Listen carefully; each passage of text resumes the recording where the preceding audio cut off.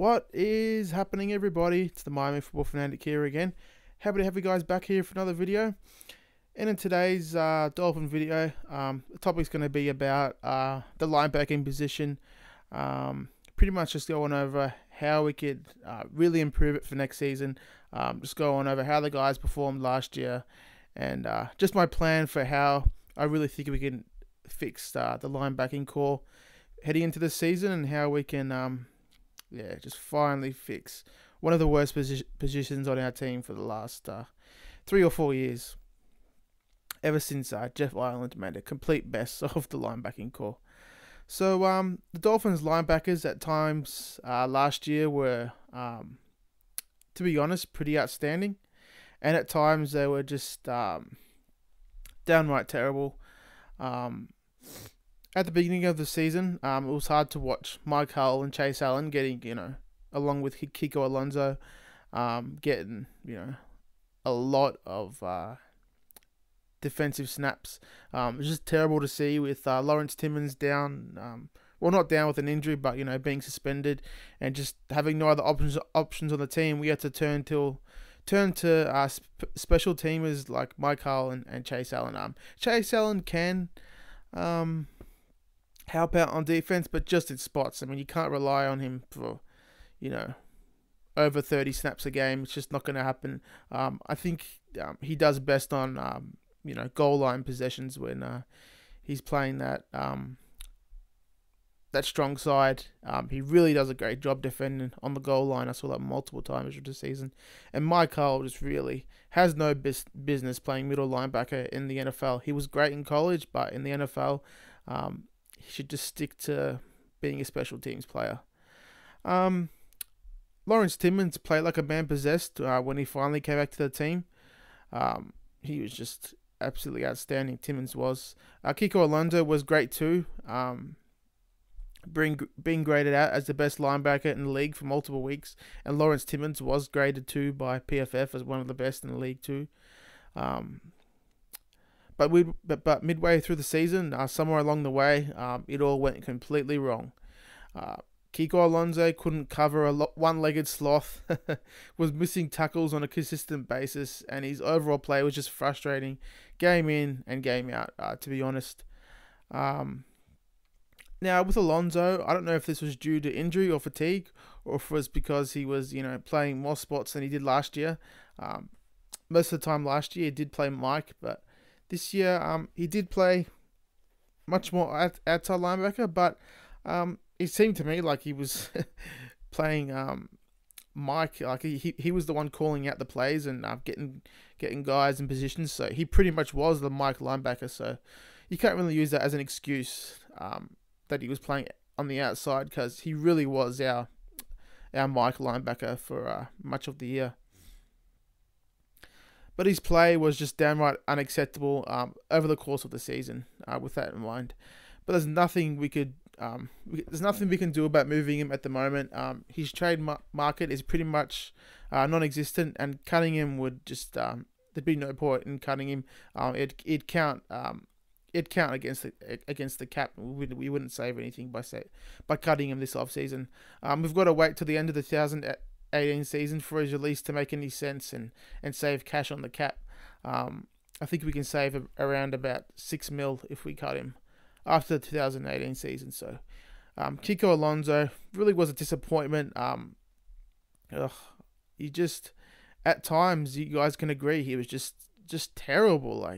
And that 4-year, $28 million contract was just looking like the absolute wrong decision. And he wasn't playing like a linebacker who's getting compensated the way he is. So hopefully he can turn it around this year, playing with much better talent like Raekwon McMillan, and hopefully a young, very talented guy we might draft. I'm going to be talking about that later, but hopefully he's paired with another, impactful linebacker that can help cover some of his flaws, because he was just absolutely terrible covering tight ends at times, especially against Jared Cook in that Oakland game. Kiko Alonso was just terrible in every way possible that a linebacker can be. Just missing tackles that were right there, literally in his face, and not being able to use that great athleticism that he possesses to stick with tight ends. So hopefully that improves. Moving on to Lawrence Timmons. Lawrence came out on fire for the Finns, and he was playing absolutely lights out, making impact tackles all over the field, and was looking like a much younger linebacker than his age would suggest, which I'm pretty sure at the time he was about 31. I think he just turned 31 when he started playing for us. He was looking absolutely great on our defense, and I was really loving what I was seeing. But similar to Kiko Alonso, somewhere along the way, his play just absolutely dipped as the season progressed, and he all of a sudden was looking like an old linebacker with absolutely terrible play speed, and he just looked terrible out there compared to how he was killing it earlier on in the season, especially that Tennessee game against the Titans at home. He was just blowing it up all over the field, and I don't know what happened to him, but age just obviously caught up, and Timmons just couldn't play to the same level that we saw earlier on in the season and throughout his Pittsburgh career. So Timmons, in my opinion, moving on from Timmons is just a no-brainer this offseason, and it'd be very favourable for us cap-wise. After Timmons abandoned the team before our Week 1 game, his 2018 salary became completely non-guaranteed, which can save us just under $6 million on the cap if we release him. So I definitely think we should be doing that. Along with Julius Thomas, that's $12 million right there off the books. So Lawrence Timmons, see you later, and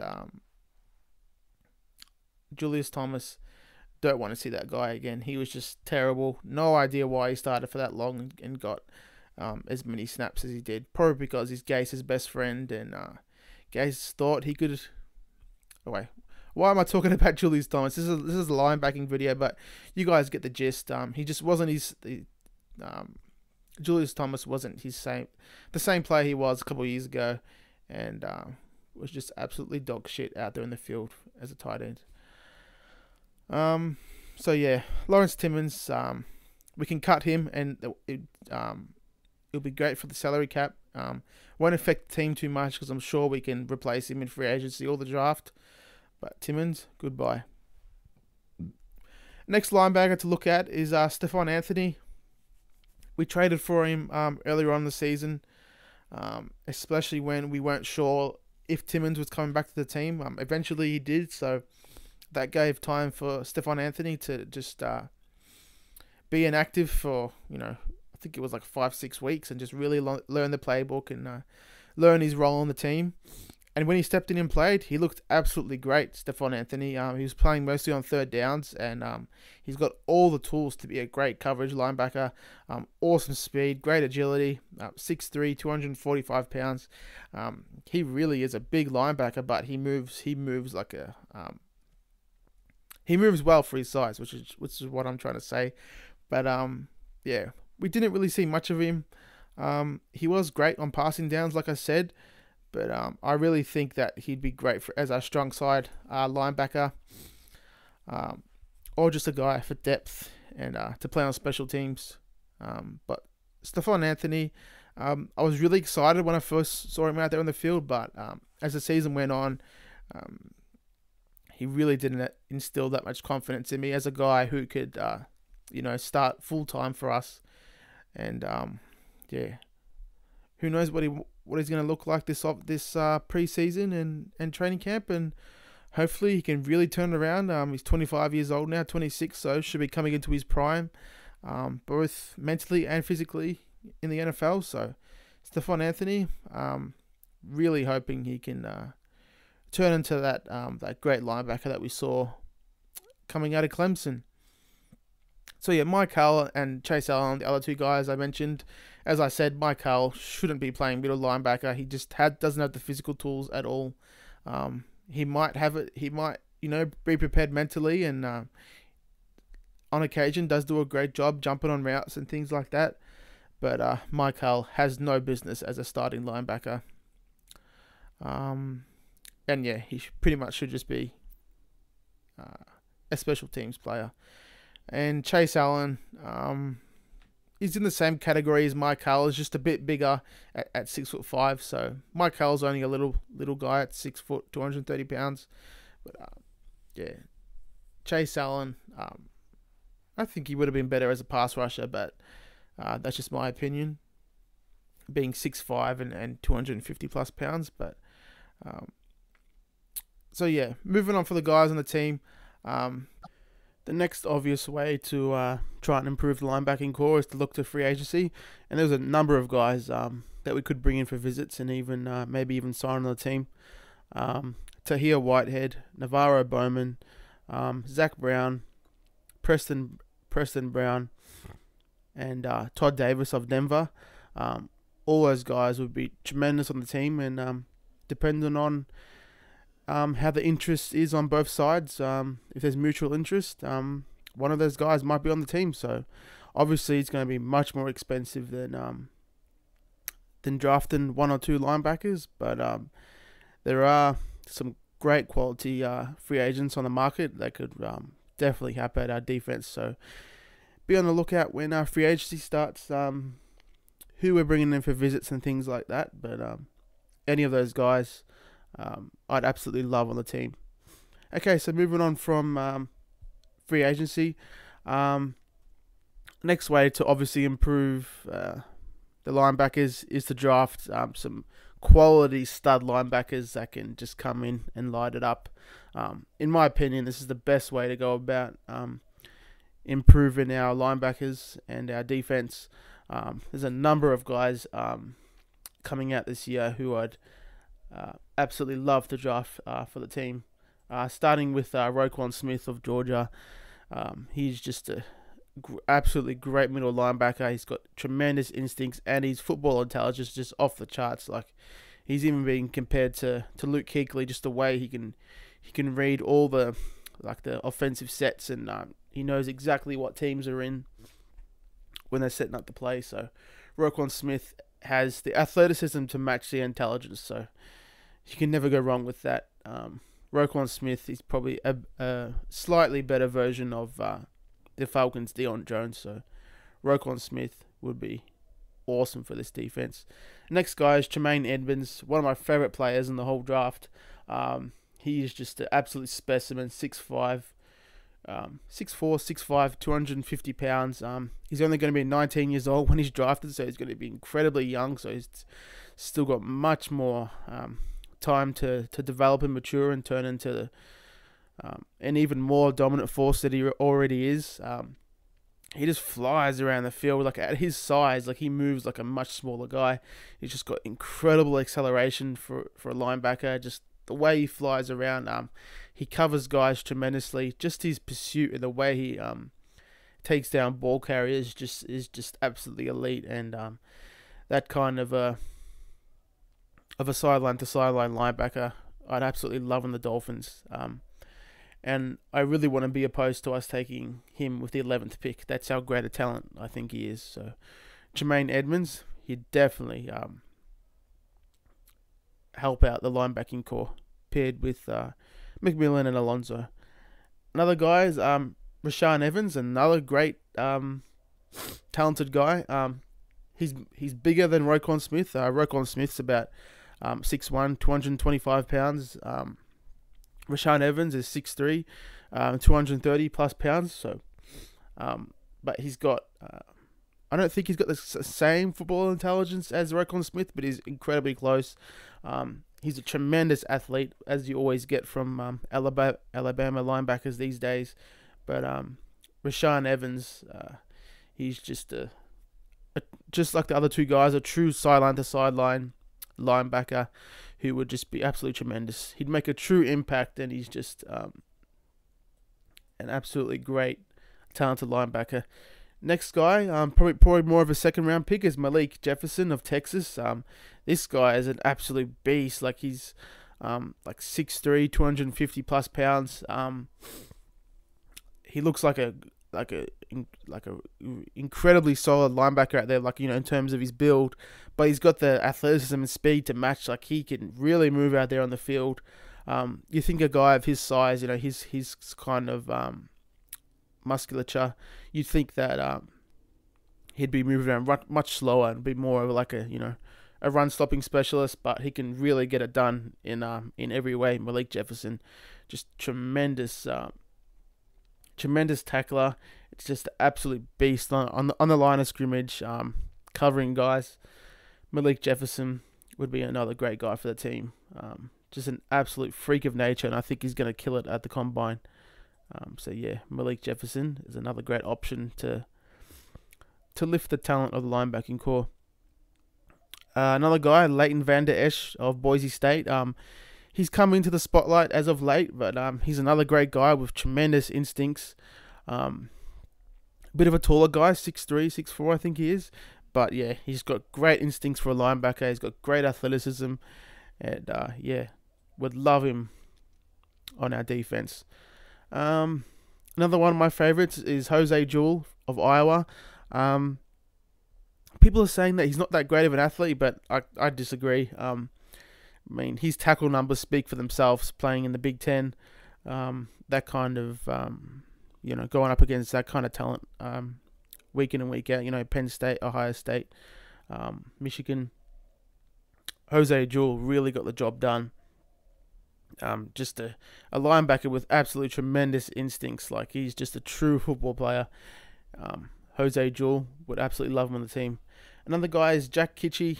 He was injured this year, so he's a bit injury prone. Linebacker out of Wisconsin. But Jack Kitchie, I wouldn't mind taking him in the 4th round, something like that. I think he'd be great on the team. Similar to Jose Jewell. But yeah, Jack Kitchie, another great guy. Another honourable mention is Sean Dion Hamilton of Alabama. He was Rashaan Evans' teammate, but not quite the same caliber linebacker.